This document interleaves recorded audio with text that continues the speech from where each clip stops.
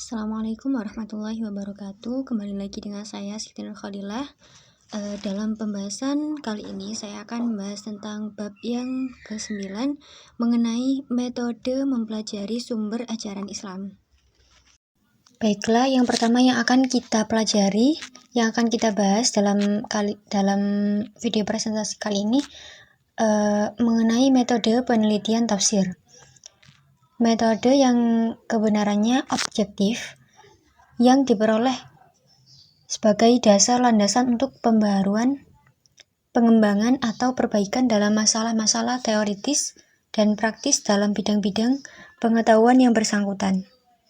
Metode penelitian tafsir ini ialah pendekatan ilmiah yang digunakan untuk memahami dan menganalisis teks-teks suci, terutama Al-Quran, dengan cara memakai beberapa metode.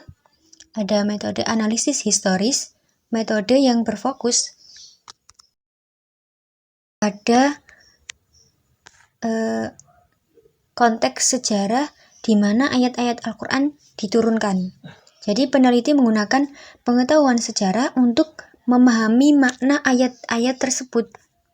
Dan ada lagi metode analisis komparatif. Metode ini ialah pendekatan membandingkan ayat-ayat Al-Quran dengan teks-teks lain seperti hadis atau kitab suci lainnya untuk mendapatkan pemahaman yang lebih mendalam. Nah, itulah metode penelitian tafsir. Sekarang beralih pada latar belakang dari penelitian tafsir. Di antaranya, yang pertama, periode periwayatan tafsir. Pada periode ini, periode periwayatan tafsir ini mengacu pada zaman di mana penafsiran Al-Quran ini disampaikan secara lisan sebelum ditulis secara resmi. Ada beberapa periode penting dalam sejarah periwayatan tafsir. Di antaranya ada periode Nabi Muhammad, sahabat, dan awal masa tabi'in. Jadi pada periode ini, tafsir Al-Quran itu belum tertulis dan informasinya belum disampaikan secara lisan. Yang mana dalam periode ini, Rasulullah SAW berperan sebagai pemberi penjelasan terhadap wahyu yang diterimanya. Sedangkan para sahabat seperti Abdullah ibnu Abbas dan Ubay ibnu Ka'ab, mereka ini menjadi sumber penjelasan bagi masyarakat di Mekah dan Madinah. Kemudian ada periode tabi'in. Nah, pada masa ini tafsir mulai terpengaruh oleh kepentingan mazhab tertentu. Adanya pertentangan antar mazhab mulai muncul, yang mana pertentangan ini menyebabkan objektivitas penafsiran menjadi terganggu. Jadi itulah serangkaian penjelasan periode periwayatan tafsir. Sekarang pada periode pembukuan tafsir. Periode ini merujuk pada masa di mana penafsiran Al-Quran mulai ditulis secara resmi dalam bentuk buku. Nah, di sini terdapat beberapa periode penting dalam sejarah pembukuan tafsir, di antaranya periode awal pembukuan. Nah, pada periode awal pembukuan ini dimulai pada akhir abad pertama dan awal abad kedua Hijriyah. Pada tahap awal ini, tafsir Al-Quran mulai dibukukan bersamaan dengan hadis. Metode dan ciri pembukuan tafsir pada tahap ini berbeda-beda, dengan fokus pada penulisan bersama hadisnya. Dan ada juga, nah itu periode awal pembukuan. Nah, sekarang periode pertumbuhan dan perkembangan tafsirnya.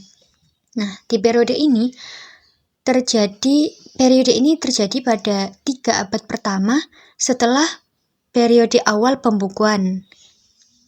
Pada masa ini, penafsiran Al-Quran sudah mulai berkembang dengan gaya penafsiran yang lebih bebas pemikiran rasional yang dominan, dan penekanan pada makna utuh ayat-ayat Al-Quran, serta konteks keseluruhan ayat. Nah, itulah sedikit keterangan mengenai periode pembukuan tafsir. Nah, sekarang beralih pada tafsir pada masa modern. Nah, pada periode ini, tafsir ini dimulai sejak abad ke-13 Hijriah atau sekitar abad ke-19 Masehi. Di periode ini, karakteristik tafsir sangatlah berbeda dengan periode-periode sebelumnya, yang mana terdapat pemisahan model tafsir dan penafsiran yang didominasi oleh model-model terpisah, serta perkembangan signifikan dalam penerjemahan dan penafsiran.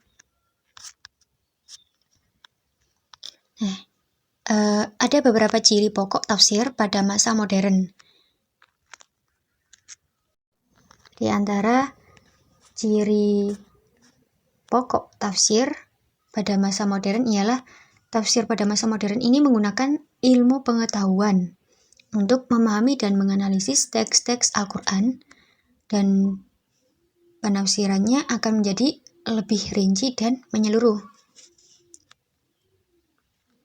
Pada masa modern ini, tafsir juga menggunakan bahasa modern yang mudah dipahami oleh masyarakat saat ini, dan penafsirannya menjadi lebih terang dan mudah dipahami. Di masa ini, tafsir juga menggunakan teknologi untuk membantu proses penafsiran, yang mana penafsirannya akan menjadi lebih akurat dan lebih efektif nantinya. Nah, itulah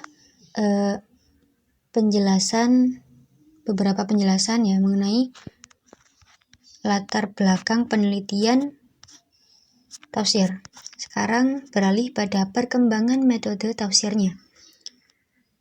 Jadi, perkembangan pertama metode tafsir ini terjadi pada masa Nabi Muhammad SAW yang meliputi dua metode utama, yaitu metode tikror dan metode su'al. Metode tikror ini melibatkan pengulangan, sedangkan metode su'al ini melibatkan tanya jawab. Jadi tafsir pada masa ini, pada masa Rasulullah ini juga menggunakan sumber utama yang berupa Al-Quran dan hadis. Nah, setelah Nabi Muhammad wafat, perkembangan tafsir kemudian berlanjut pada masa sahabat, tabi'in, dan seterusnya dengan metode Al-Quran, hadis, dan ijtihad sahabat.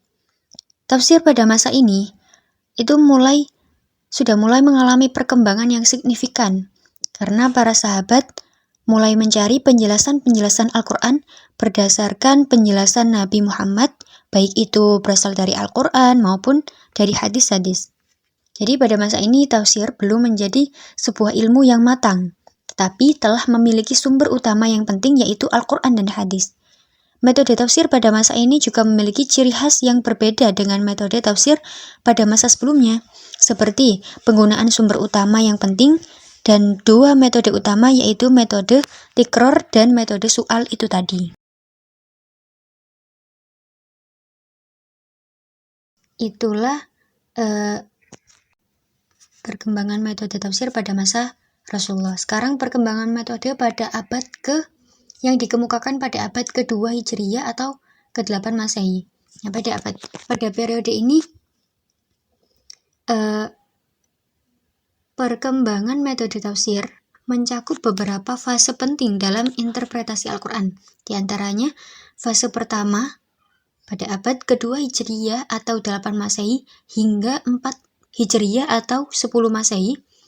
Di fase ini merupakan dasar dari perkembangan interpretasi sufistik terhadap Al-Quran, yang mana pada periode ini terjadi perkembangan interpretasi Al-Quran dengan pendekatan sufistik yang mendalam. Dalam ilmu tafsir, pada periode ini terdapat pembahasan mengenai metode-metode yang digunakan oleh para mufassir untuk mengetahui pendapat pemikiran yang menjadi kecenderungan dan fahaman dalam penafsiran Al-Quran.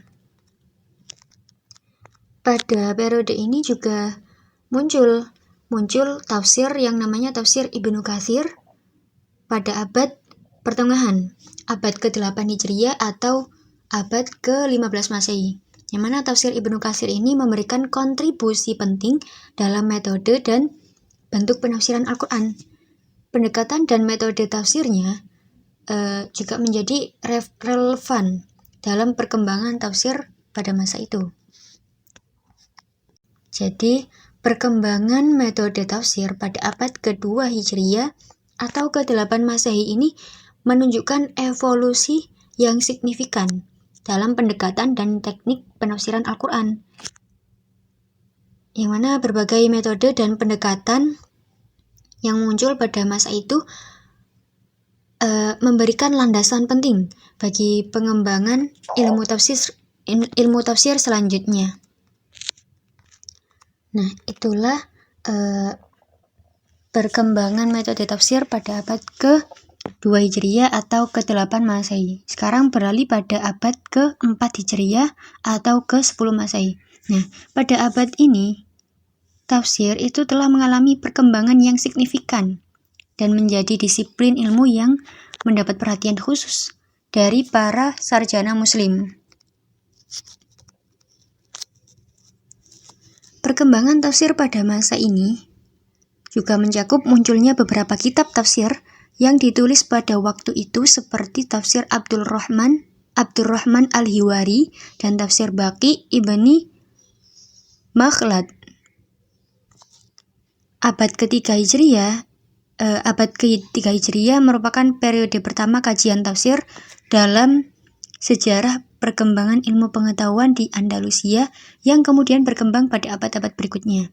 Dengan demikian, pada abad ke-4 Hijriah atau ke-10 Masehi ini, metode tafsir sudah berkembang dan menjadi disiplin ilmu yang penting dalam pemahaman terhadap Al-Quran.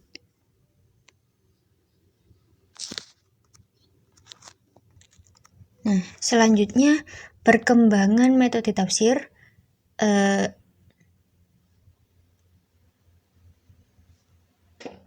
pada abad modern. Nah, pada abad modern ini perkembangan metode tafsir mencakup evolusi yang signifikan dalam pendekatan dan teknik penafsiran Al-Quran. Di antaranya metodologi penafsiran Al-Quran berkembang secara sistematis dari periode klasik hingga abad modern. Jadi terdapat 4 metode utama dalam penafsiran Al-Quran. Di antaranya ada metode ijmali, metode tahlili, yang menjadi landasan bagi studi tafsir yang lebih terstruktur.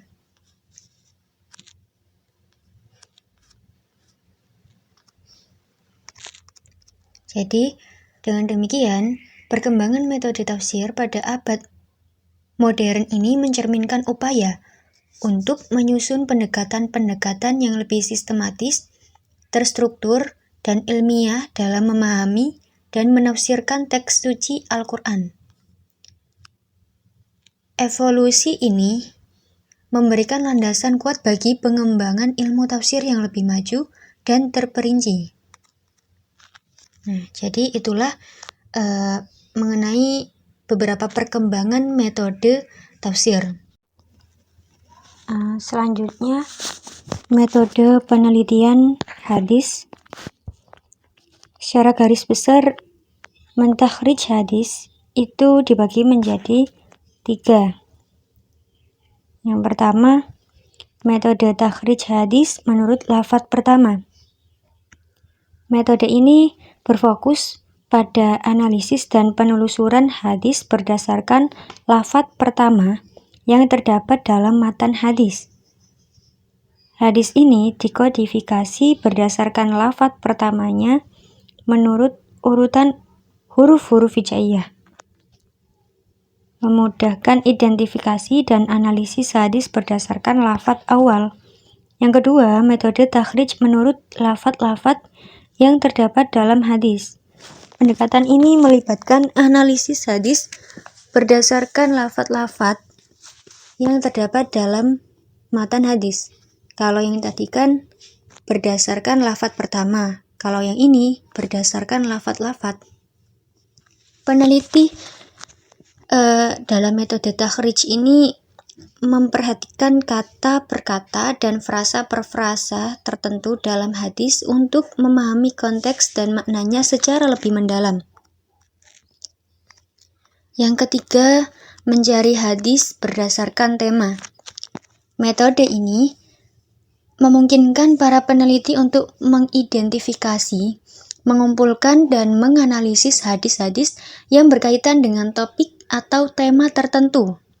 Dengan cara ini, peneliti bisa menyusun dan memahami hadis-hadis yang membahas masalah atau topik spesifik dengan lebih terstruktur. Melalui berbagai metode takhrij hadis tersebut, para peneliti bisa melakukan penelusuran, analisis, dan pemahaman terhadap hadis-hadis Nabi dengan pendekatan yang sistematis dan terstruktur, yang mana setiap metode ini memiliki keunikan dan kelebihan masing-masing dalam membantu para peneliti dalam menggali makna dan pesan-pesan yang terkandung dalam warisan keilmuan Islam tersebut. Nah, jadi itu metode penelitian hadis. Sekarang takhrij sebagai metode penelitian hadis. Takhrij ini memiliki langkah-langkah penelitian yang meliputi penelitian sanad dan penelitian matan.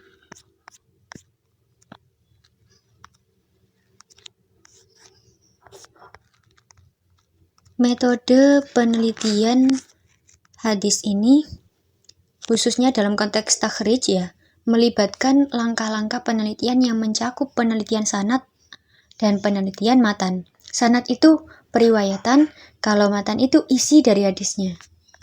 Nah, langkah-langkahnya yang pertama, penelitian sanad dan rawi hadisnya. Dalam penelitian hadis, meneliti sanad dan rawi hadis ini melibatkan analisis terhadap rantai perawi hadis untuk menentukan keabsahan dan keandalan hadis tersebut. Kemudian penelitian matan. Selain penelitian sanad, matan ini juga memiliki bagian penting ya dalam metodologi penelitian hadis, yang mana penelitian matan ini melibatkan analisis terhadap isi atau teks hadis untuk memahami makna, konteks, dan validitasnya.